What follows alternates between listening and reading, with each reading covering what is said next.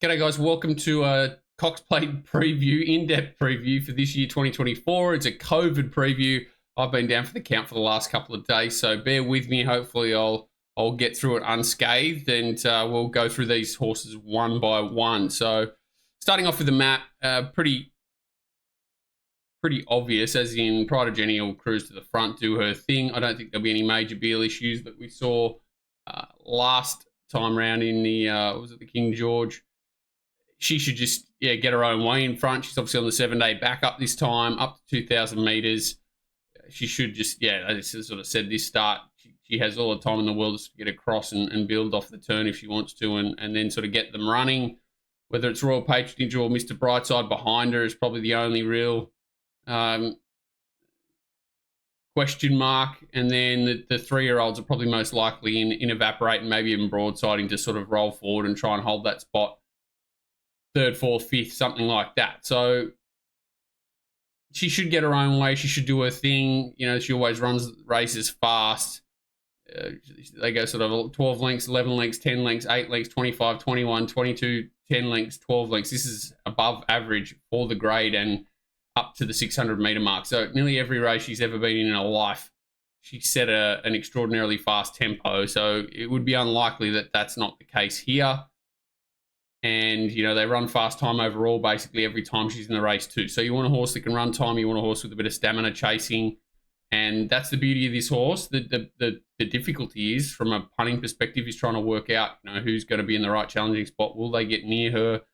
Sometimes they let her go and forget about it. Will the horses behind her be ridden to sort of finish as close as they can without taxing themselves? Or are they going to have a roll at the dice and try and make sure that she doesn't get her own way? They're all the questions you have to ask when she's in the race, and that's why she's good for racing. But she does add an element of fear to punters, I think. So, that's the map. Mr. Brightside is the first horse we'll look at. He's in great form, very similar form to last time round. Heading into a race like this, maybe a length or so below his best. If you've got to be picky, maybe under 2 lengths below his absolute peak. And that's probably why I think he's up against it to a certain degree. He did beat Pride of Jenni 3 starts back. And then she got the better of him last start, and then Deny Knowledge got the better of him last start at over 2,000 metres. 2,000 is definitely his upper limit. He hasn't won at the 2,000 metres before.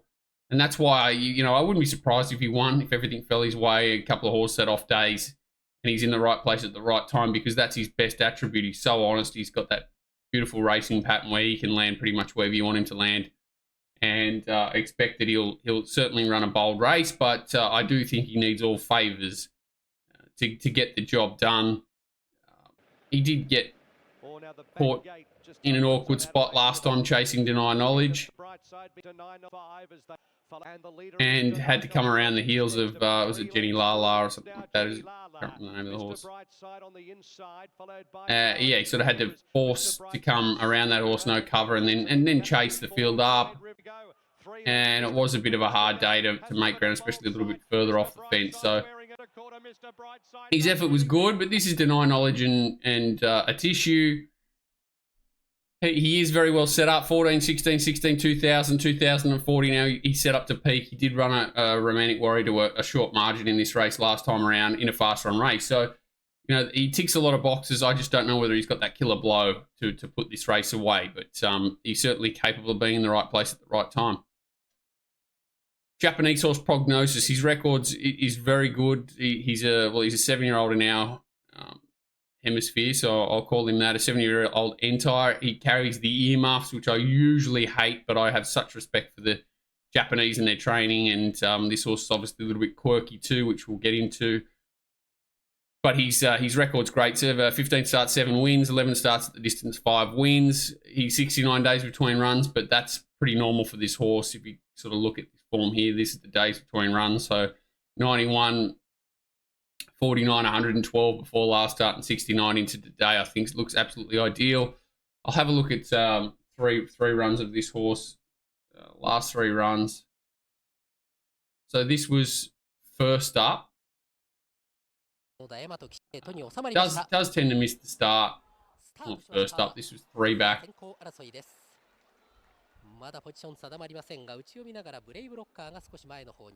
I think it's number 6, to be honest, I think. Hang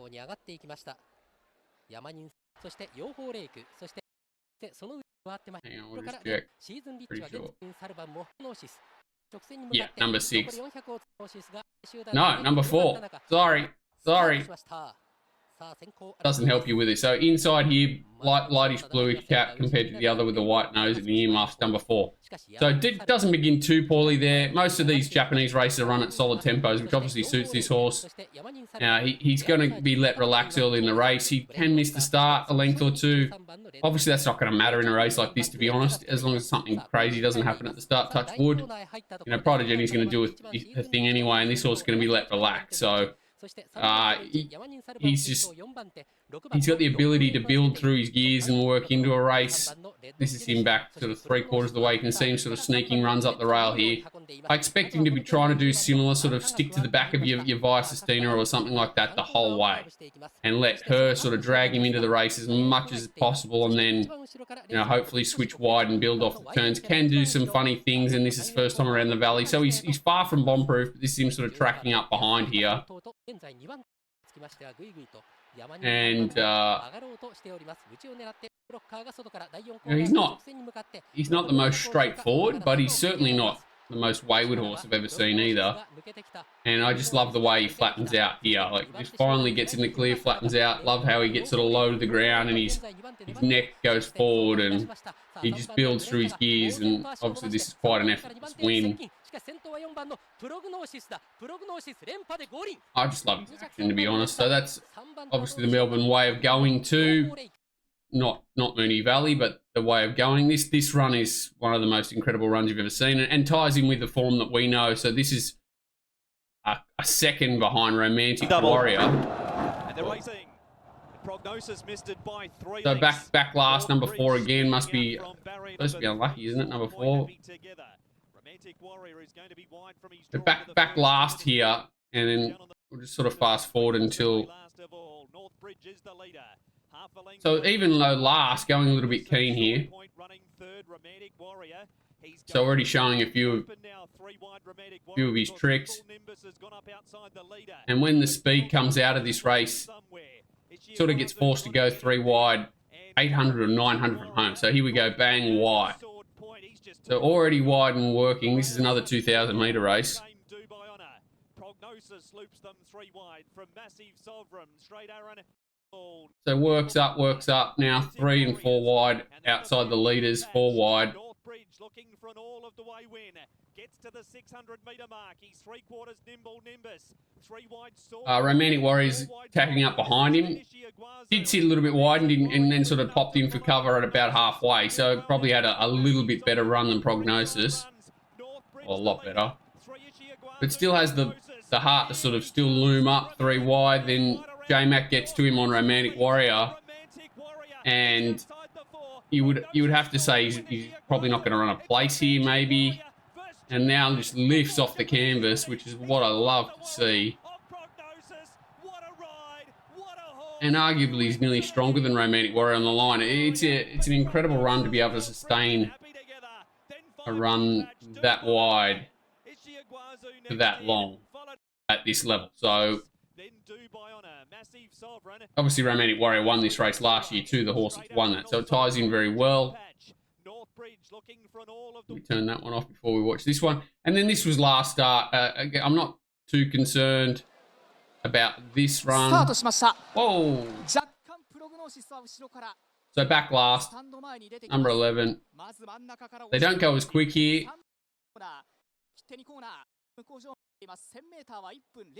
Still running along.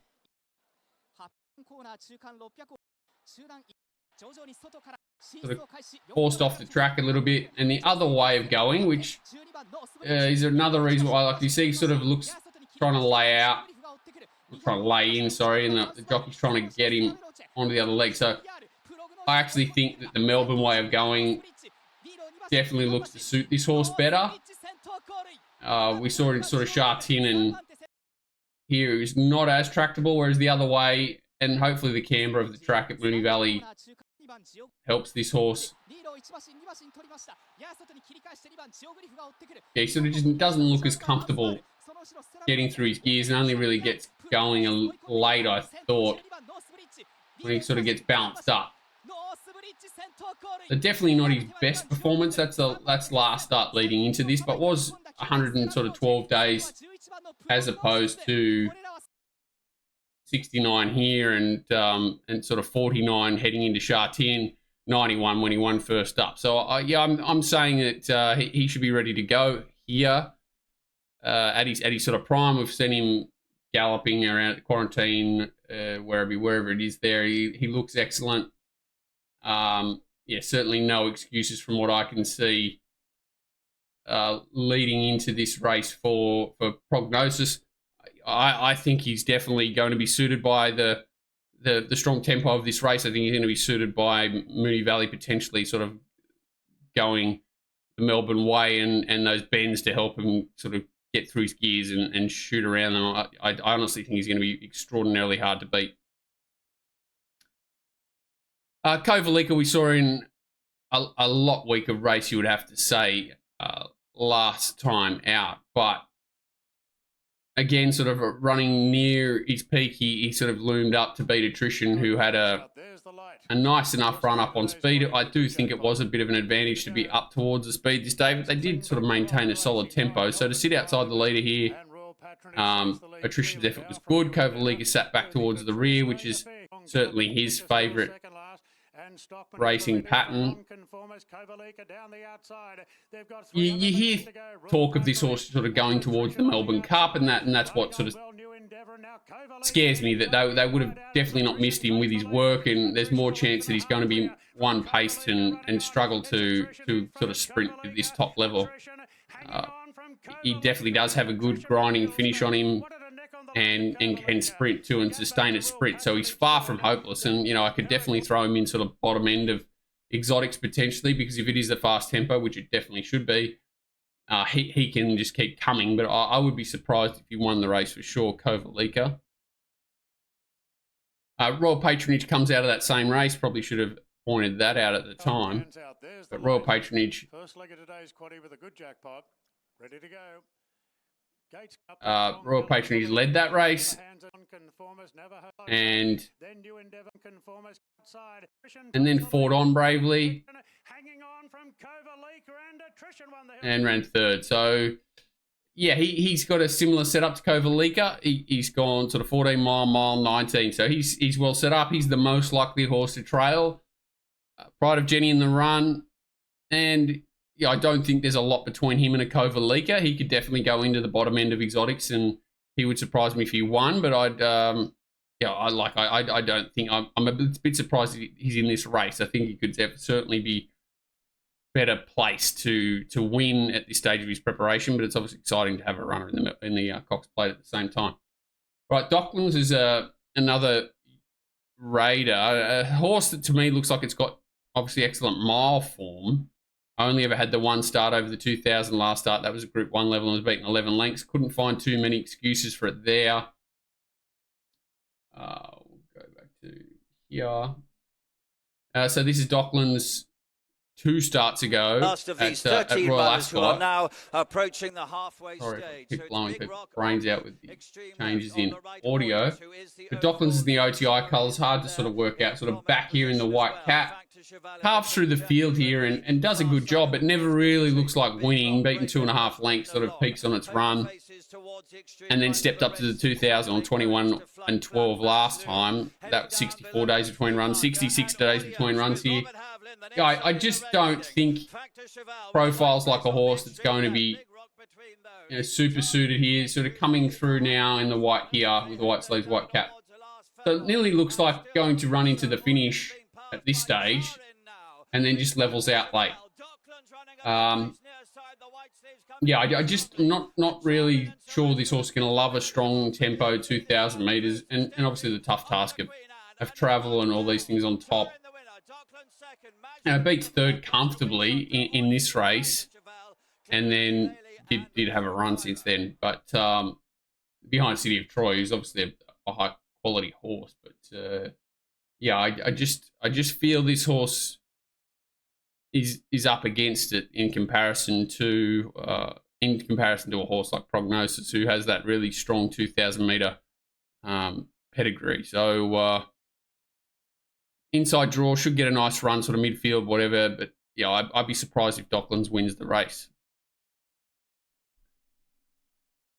Pride of Jenni, yeah, she's become a fan favourite. There's no doubt about that. Her racing style is incredible. She has not competed in a Cox Plate to this point. She's only ever had 3 starts at 2,000 metres, which I'm actually didn't realise before I started doing the form here. I actually thought she'd had a few cracks at it. So the only 3 starts she's had was when she was run down narrowly by Cascadian in the Australian Cup, I believe. Then came out and smashed them in the...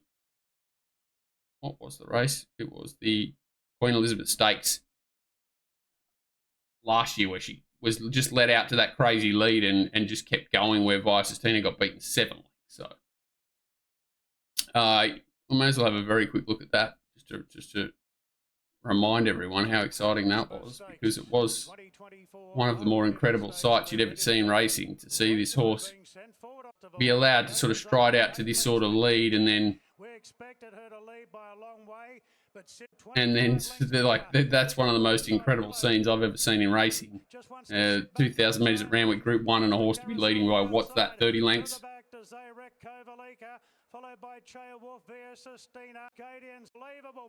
And then to sort of try and chase him down from there. They were always going to be up against it. So yeah, she had the race won by this point. If they let her out to a lead like this again, she'll probably have the race won again. But I doubt that it's possible. Surely that they'll forget about her and let her dictate to this sort of level. Sorry, guys, knock at the door there. Yeah, I'd be very surprised if they allow her to get away with the murder that she was allowed to get away with there. And in saying that, like, she did go 20 lengths above. It wasn't as if 25 lengths above, as if she was going slow up in front. It's just that, they weren't able to bridge that gap that they allowed her to create. They thought she'd come back, and she didn't. So we saw it last week. She did get taken on that little bit controversially earlier in the race. Here sort of wasn't the cleanest to begin, and then Major Beal, I don't think holding the wide run was the biggest issue. It was sort of more the pressure that he sort of created to make her work that little bit extra early, and then she sort of never got away to that lead that she can do. She's still, you forget Major Beal, she's still 5, 6, 7 lengths in front of My Oberon, and I just don't know. I just don't think she sort of lost her stride already here. I know she fights back like a caged tiger, like she always does, but yeah, I'm just concerned that this is a level below the Cox Plate. Like, we're talking sort of Fangirl and Celestial Legend, good horses here, without a doubt. My Oberon has been racing very well this preparation, but I'm just a little concerned that she's got to elevate too much off that run. She can obviously do it. She's got, ratings people out there. She's got the highest ratings, I believe, especially of the locals in the race, and she's the horse that's built to lead and control and give them plenty to chase around the valley if it is racing in that fashion. Like if it's hard and fast and hard to run on, she's going to give a huge side. I just think she's going to be potentially vulnerable here late. I don't think the setup's great for her, the 7-day backup, even though she has won off it before. She hasn't at 2,000 metres at this level. So yeah, let's I think she can win, but I think she just needs to really elevate off that. She needs the pattern in her favour and to really relax in the run and get full control and pinch that break. So yeah, I think she's third pick, equals second to third pick, but yeah, I think she's going to need to produce something special to hold them off. Sistina is the next horse we'll look at. This was her last run leading into this. So this was off a fast tempo. it was a bit of a worry for a few people that she was susceptible to a fast tempo on a soft track. This was a sort of a 6 and a fast tempo. And we've seen Buckaroo come out and probably should have won the Caulfield Cup, even though the winner was a great run and probably deserved to win. Buckaroo was certainly the unlucky runner. And Sistina is back in the pack here.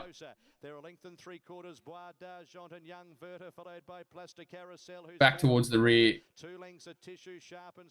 Comes with the run. Now, sort of widest. This is Buckaroo peeling off its back. And that's Duke DeCesar in front. So this form has really been franked by the Caulfield Cup.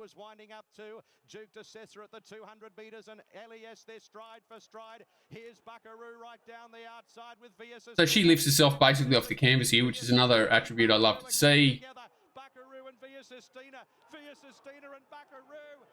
Sistina, a terrific win, beat Buckaroo. Yeah, so she lifts and wins. Her form's super strong. She's won, you know, five races now. 2006 really. If you, there's a 1991 metre race in there. And if anything, she looks like she might be wanting a little bit further. So I've got no problem with that coming into this. We did see a little bit of a tricky. It's actually this is Ladbroke's Twitter. Again, don't want to blow people's heads off here with the sound, but yeah, this is the footage of.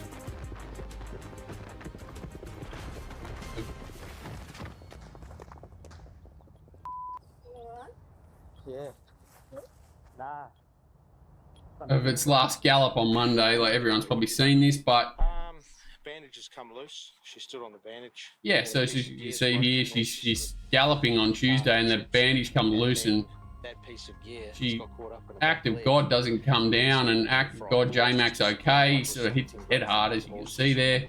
But she went for a little trot for a couple of laps after that. He was fine. Is that 1 in a million? You wouldn't have written the script, but anyway. But yeah, that was kind of what happened on Tuesday. She went for a cruise around for a couple of laps, and I'm honestly not that concerned. You know, 3 weeks between runs now, she's had that clean out gallop.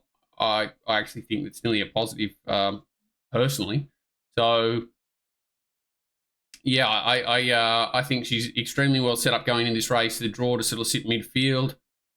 She could have Prognosis on her backside, and I can see those two horses, the one swooping down the middle of the track. You know, I don't think they're going to be in the first bunch of chases, but I think they'll be on the back of the chases, getting to the middle. And as long as you can sort of run on, I think Sistina and Prognosis are the two that are going to be coming down that outside and really trying to finish this race off strong. So, yeah, I really do think she's got a strong winning chance, Sistina. The 3-year-olds broadsiding, I'm just not in love with the form, to be honest. I'm just not in love with any of it. I don't know how strong it is. I don't love the setup as opposed to the older horses. So the 14, 16, 2040 going to be a brutally run 2040 as well, which this horse has never seen before. It's never seen a field this strong. It's never raced outside of 2 or 3-year-old grade, and now here it is in a Cox Plate 2040 with Pride of Jenni in the race. I think it's a huge ask. You know, Storm Boy's come out and run okay. Traffic Warden had the issue the other day, so this form's not really been backed up, in my opinion. And then we went to the Caulfield Guineas, which I'll show. But even that form's not been really proven to be super strong. They did run along here. The track was a little bit biased to be up and in, I think. Ready. And they're racing. Broadsiding towards the outside, away fairly. Ruta Royale jumped quickly, with also Private Life, who's going to lead them early for Roche and Tropicus behind those horses. Wanneroo is in about 4th or 5th as they settle down into stride. They were followed by... Pardon me. So, yeah, he settles back towards the inside here in the Caulfield Guineas. Evaporates outside him 3 wide at this stage. I think James sort of erred trying to ride the perfect race and hope to pinch all runs up the inside, which, you know, in a perfect world was probably the play. But if he thought he was going to be that dominant, I don't think he needed to do that. Evaporates outside him now here, and James is on broadsiding. So that the track is biased, but I don't think it was significantly enough so if you thought you're on the best horse to not ride your horse that way. They did go a little bit quick. You see, like, they're all... There's nothing really finishing off super strong here, in my opinion.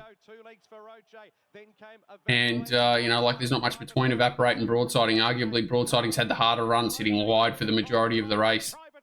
Obviously, could flow into the race a bit easier if it wanted to, whereas Broadsiding couldn't. But I just don't see anything there. He's definitely not shirking his task. Definitely really is trying hard through the line. But I just really find it hard to come into either of these horses, either Evaporate, who's 7th up in the prep, or Broadsiding, who's only 3rd up.